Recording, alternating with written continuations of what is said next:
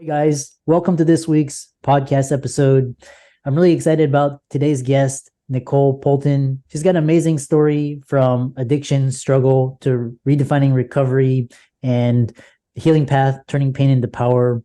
It's going to be a fantastic, inspiring journey of courage for the audience, and I'm happy to dive into the conversation. So, Nicole, welcome. Hi, thank you so much for having me. Yeah, so you're actually an addiction recovery coach. So you've turned your story and your experience into helping others dealing with, some of the same issues. So kind of set the stage, talk about your experience background, and we'll dive right into the conversation. Yeah, so when I was 15, it all starts a long time ago. When I was 15, I suffered an injury. So I broke my back, and that's kind of what kickstarted my addiction. From then, I had access to basically unlimited pain pills. And, it just kind of spiraled from there, got hanging out with the wrong people and got into some deeper stuff. And now I'm almost 6 years sober. I've got about 1 month to go until I reach that benchmark. But I, along my journey, found what works for not just getting sober, but staying sober. And I felt really guilty just holding on to that information. And so that's what I've kind of done now, whereas I've decided to start a coaching practice, and now I share that information with other people so they can get sober also.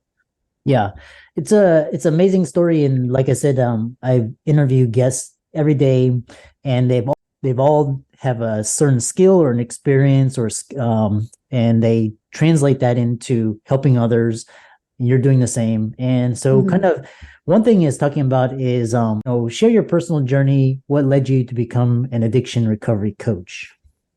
Yeah. So it's kind of crazy. My background is a little wild. It actually all started in my adolescence. I was growing up in a house that was not supportive at all. It was very abusive.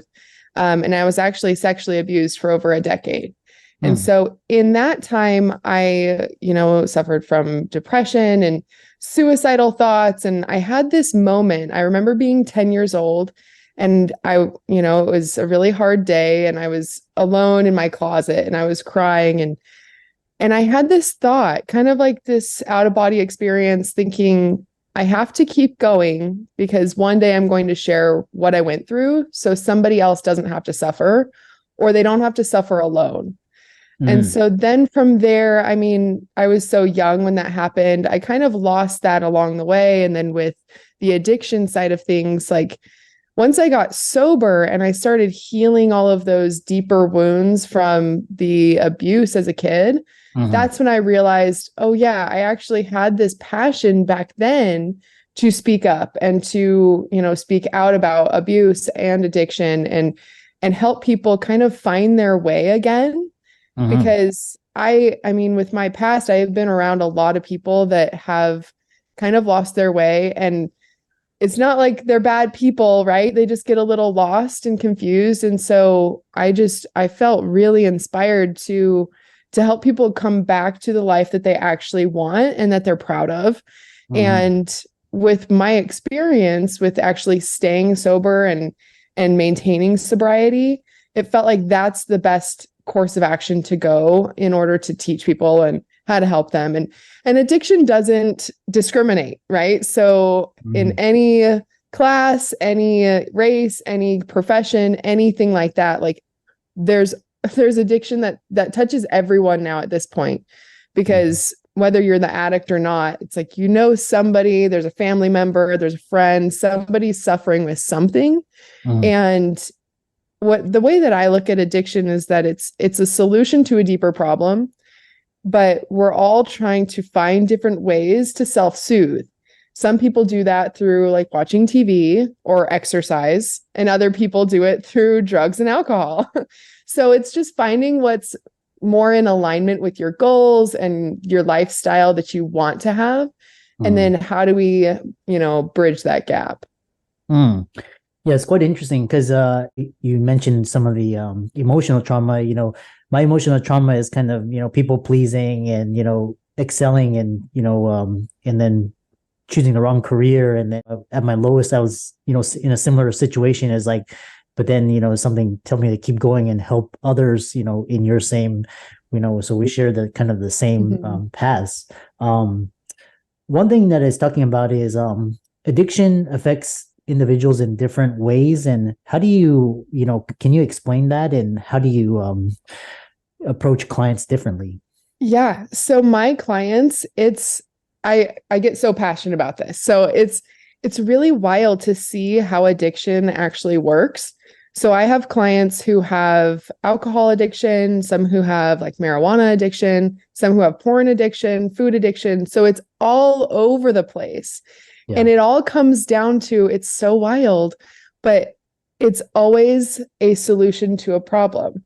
And so we go deeper into the problem. It always starts with something in the adolescence, something in your childhood, whether it's how you were raised, or I guess not always. I don't want to put a blanket on it, because sometimes there's events that happen in our adult life that, it can be hard to process.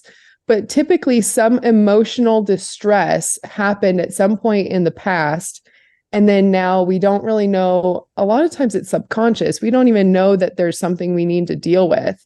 And then, it's just a way to feel good again. We start eating more, or we start, drinking more, or whatever it is. And so with my clients, the approach is different. It's a very customized approach depending on the person and where they're at in their healing journey and the work that they've done already in the past, or if they haven't done any work yet, that's totally fine. It all depends on the person, but really diving into like, how are they raised? What is their mindset in regards to themselves? How do they treat themselves? Their views of the world, their limiting beliefs. Like, we go through all of that. We get a lot of clarity on really what the problem is. Because once we can identify it, and it's problems that haven't been identified ever in their life. Like, they didn't know that they had, all of this crazy stuff going on. But then once we identify it, then we can actually address that problem. And then the addiction kind of goes away because it's no longer needed as a solution. So it sounds like what you're saying is addiction is kind of a symptom of a larger problem, and people are just using that to run away or not deal with it. Especially, go ahead. I think you had a go ahead thought, but yeah. Well, yeah, it's almost, and like I said, everybody is different, so I don't want to put a whole black and white blanket on it, but very, very often it's always some other, it's not the substance itself. That's always the solution to something deeper, because we're all self-soothing in different ways. And say, like, I start eating a lot of chocolate, that might work for me for a while. But then if the emotions are too uncomfortable still, it's like, okay, now I need to go to something else in addition, or like totally different. So then you start building on to these other habits that you don't like. And I'm not saying that eating chocolate is bad, like, there's different levels to this, obviously. Eating chocolate is definitely maybe a lot better than like going and, doing all these harder drugs, right? But we all have different levels to these emotions on what we can tolerate. And it coming from different trauma that we've had or crazy experiences that we've had, it's always a way to not have to feel those things. The addiction is always a way to self-soothe. Self-soothe. Yeah. So kind of, moving on is, with this idea of the stigma around, and the stigma around addiction can be a significant barrier. And so how do you work to reduce this stigma and make seeking help more accessible for those struggling with addiction? Yeah, so I do a couple things. One of the things is, for me, just talking about it. So kind of removing the shame from my own experience. Like, I can tell you, no shame at all. Like, I used to do cocaine and now I don't. It's something I've learned that that's not in alignment with what I want to live my life like. But I'm okay to talk about it and okay to talk about the past. And then when I'm working with a client, I don't put a label on it as, oh, we're addicts. So, we're once an addict, always an addict. It's not like that. I mean, some people that label helps, because then it it lets them realize how real and serious the problem is. Mhm. But I'm really cautious about putting a label on somebody's identity and somebody's character, because I don't want to put them in a box. Mhm. So by not calling them an addict and not attaching that identity to them, it actually allows them to feel like they can break free and progress past the problem. Not to call out AA, but Addicts Anonymous, Alcoholics Anonymous, like, we don't have to be quiet about our problem. We can speak up and talk about it, because by talking about it, it actually takes all that shame away and being okay to talk about it. Mhm. And then by talking about it, it takes away cravings. And there's all of this logic and other stuff that comes with just being able to open up about the problem, because then it lets the problem come out instead of digging it deeper into you and pushing it down. It lets you release it. So those are the two biggest things around the stigma. Really, I mean, speaking up and realizing that this is an issue that affects everyone in some way, shape, or form. We all know somebody or are somebody who has some kind of addiction, different levels, obviously, but we've all got something. Yeah. And just like you said, it's all about, people cope in different ways. And like I said, it can be either, really destructive or, kind of, there, but, it's all pointing to some underlying emotional trauma. The other question is, nobody's perfect. They get on this path of recovery, healing, but then they relapse, and kind of talk about, how you strategies for navigating relapse. Yeah. So when it comes to relapse, when I tell my clients is a relapse isn't a failure. There's a lot of times that, people can be sober for a couple months or a year or a couple years, and then they relapse and now they feel like they've lost all their progress. But I don't believe that at all, because if you're sober for 6 months and then you have, a relapse and you're off track for a week or 2 weeks or whatever it may be, that doesn't mean that you didn't learn something in that first 6 months, right? So the relapse is typically information, is what I look at it as. So if you relapse, then I, as a coach, go back and think, okay, so what happened right before the relapse? What emotional triggers did you have? What environments were you in? Who were you with? What were your thoughts? Like, let's look at the patterns, because something happened that, a couple of days before that day that you relapsed, something happened that triggered, the uncomfortable emotions that were too hard to handle. So we just use it as information, and then basically just get back on the track and keep going. And then it's easier to identify patterns in the future. So when you first get sober, you might have a couple relapses at the beginning, but every single time you're learning something new. So it's always progress. You're always pushing forward. Yeah. It's almost like, it almost reminds me of a diet. Cause like, they have this like 6 day, you're consistent, and the 7th day you can do. And then a lot of people, the 7th day, they feel guilty afterwards, and, they either overcompensate by like exercising or start, kind of.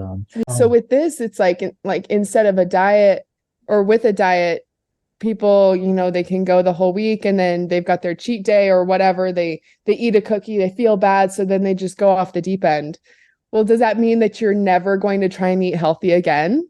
Or are you going to maybe learn from it, right? And do a little bit better the next day? Like, it's not black and white. It's not all or nothing. Any amount of substance that you can, take away from your life is a win. So even if that goes from drinking, some people 2 bottles of wine a night to 1 bottle, that's a win, right? But it just depends on what the goals are of the individual, really, because I come at it with an approach of balance. So it's not all or nothing. There's some people, and I get a lot of hate for this. So I just believe that if there's somebody who's struggling with, in my example, like my situation, pain pills, but they didn't have a problem with alcohol, as long as it doesn't shift to, instead of pills, I now drink, then there's no real reason to have to cut out all alcohol in your life. Yeah. Some people want to go totally abstinent from everything, and that's amazing. And that's actually what I practice now.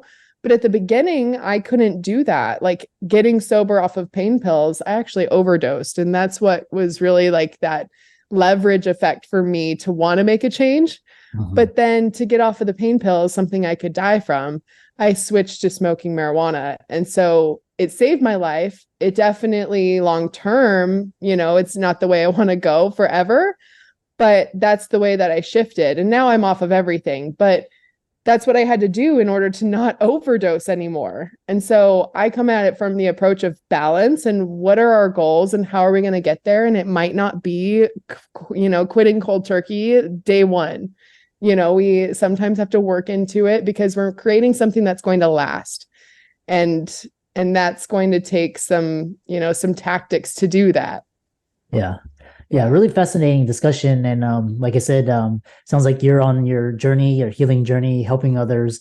Kind of to close it out, kind of talk about, looking forward to the future, what excites you the most, what keeps you motivated and driven both in your personal life and your professional career. And then how can people contact you, follow you, check out your work, etc.